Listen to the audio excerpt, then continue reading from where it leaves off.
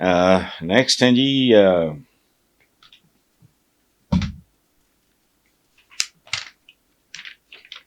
سید وقار حسین ہیں، اسلام آباد، مقیم برمنگم، انگلینڈ۔ وقار صاحب لکھتے ہیں جی میاں شہباز شریف نے وزیر اعظم منتخب ہونے کے بعد اپنی پہلی تقریر میں خود کو اپوزیشن لیڈر قرار دیا ہے۔ بظاہر یہ ایک معمولی غلطی ہے، لیکن اگر ان کی اوپر بات نہ ہوئی ہوتی تو کیا ان کا وزیر اعظم بننا ممکن تھا؟ سوال ہی نہیں پیدا ہوتا۔ ان کی اوپر بات نہ ہوئی ہوتی تو نواز شریف کا سیاست میں آنا ممکن نہیں۔ تو کونسلر کا الیکشن جیتنے کے پورا لاہور جانتا ہے، مطلب اس وقت بھی اوپر بات ہوئی تھی تو بس گورنر غلام جیلانی، ایک پتہ نہیں بریگیڈیئر قیوم ہوتے تھے یا کوئی اس طرح کے لوگ وہاں سے پھر ہیں، تو چونکہ فنکار لوگ یہ پہنچ گئے، پھر جاؤ لگ تک نقب لگا لیا انہوں نے، اس کو پتہ نہیں کیا سنگایا ہے یہ۔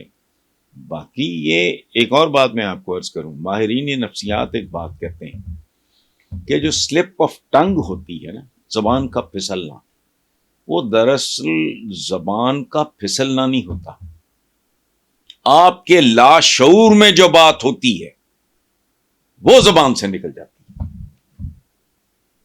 تو شہباز شریف کو تو پتا ہوگا اچھی طرح کہ بھائی میں اصل حقیقت کیا ہے، ظاہر منہ سے نکل گئی، سوری کر ختم ہو گئی بات، چھوڑیں۔ اس ملک کے مرز وجود میں آنے کے کچھ عرصہ بعد محسن بھوپالی صاحب کا ایک شعر ہے، اس کا ایک مصرع کافی، منزل انہیں ملی جو شریک سفر نہ تھے، مائیں بہنیں بہویں بیٹیاں عوام کی اٹھائی گئیں، جوان بیٹے ان کے قتل ہوئے، جو بھی ماں کے پیٹ میں تھے پیٹ چا کر کے نکال کے کرپانوں پہ اچھالا گیا۔ تاریخ عوام کو آج تک کیا ملا ہے؟ سو ہر کوئی کھائے اور نوچے جا رہا ہے، ہر کوئی نہیں کھائے اور نوچے جا رہا، چند مخصوص مراعات یافتہ جنہیں ایلیٹ کہتے ہیں، کہیں اس کو الیکٹیبلز کہتے ہیں، کبھی ان کو قائدین کہتے ہیں، کبھی ان کو رہنما کہتے ہیں، کبھی ان کو لیڈرز کہتے ہیں، وہ کھار نوچ رہے ہیں۔ عوام اگر ملک کو کھار نوچ رہے ہوتے تو اس طرح بھوکے مر رہے ہوتے ہیں۔ سو یہ آپ نے جو شعر لکھا ہے اپنے اس سوال کے آخر پہ، اسی میں جواب ہے۔ شعر کیا آپ نے لکھا ہے؟ کب اشک بہانے سے کٹی ہے شب ہجراں، کب کوئی بلا صرف دعاؤں سے ٹلی ہے، میں تو جعلی مصنوعی منافقانہ دعاؤں سے تنگ ہوں، اور کئی بار کہہ چکا ہوں کہ وہ دعا رٹ ہے، دعا کے پیچھے میرٹ ہونا چاہیے۔ یعنی ایک تہجد گزار مسلمان کسی غیر مسلم بیوہ کی زمین پہ قبضہ کر لے اور پھر مصلی پہ بھی بیٹھ جائے اور پھر دعائیں بھی مانگے، چونکہ کیس عدالت میں ہے اور جج اگر نکل آئے، اتفاق سے ممکن نہیں ہے لیکن اگر نکل آئے آنےسٹ، تو کیا اس کی دعائیں سنی جائیں گی؟ یہاں اگر وہ محاورہ فٹ بیٹھ جائے کہ وکیل کی کرنا ہے جی جج ہی کر لو، تو پھر اللہ کی عدالت میں کیا ہوگا؟ دعائیں نہیں، ہم نے دعاؤں کو مذاق بنا لیا، اللہ خیر کرے گا۔ ہمارے اسلاف کی ہم تو ابھی چول کسی کھاتے میں نہیں ہے، بنو امیہ کا، بنو عباس کا عروج تھا بغداد پہ، اللہ نے نہیں رحم کیا، چونکہ حرکتیں نہیں تھیں ایسی۔ بنگلہ دیش پہ رحم کیا، حرکتیں تھیں ایسی۔ چند 100 سال سے عالم اسلام کا حال کوئی ہے؟ لاسٹ جو تھی ہماری آٹومن امپائر، جیسے خلافت عثمانیہ، خلافت تو نہیں کہنا چاہیے اسے، سلطنت عثمانیہ، 3 کانٹیننٹس پہ حکومت کی انہوں نے 600+ ایئرس۔ اب کیا حال ہے؟ غزہ پہ احتجاج، تقریریں، فلانا ڈمکانا، یہ سارا شوت پانا ہے۔ جو معصوم بچے مر رہے ہیں, جو قتل و غارت ہو رہا ہے وہاں, میرے بیان کی کیا اوقات ہے؟ اندر کچھ ہے نہیں.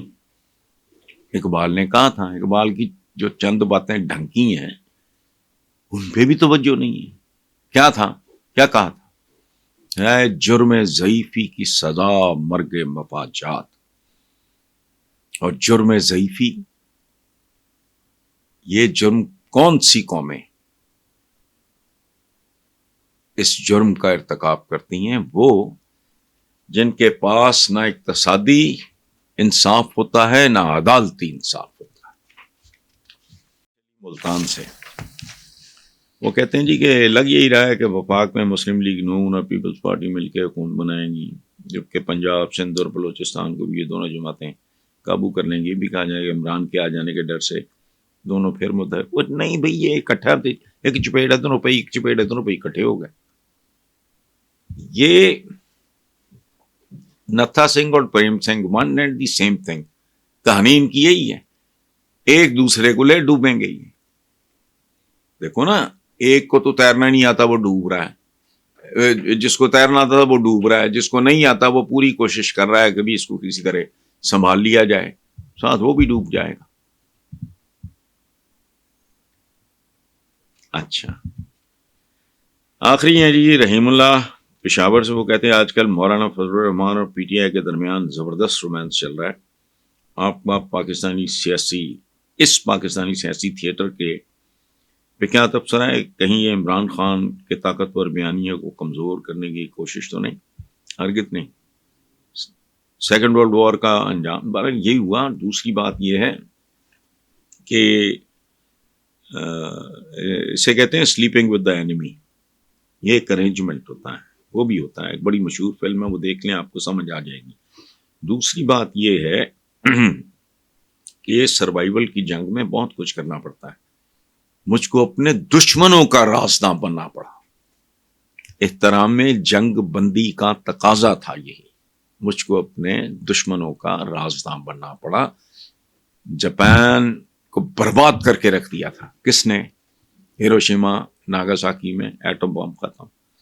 پھر انہی جاپنیز کو قدموں پہ کھڑا کرنے کے لیے امریکہ نے ان کو سپورٹ بھی کیا.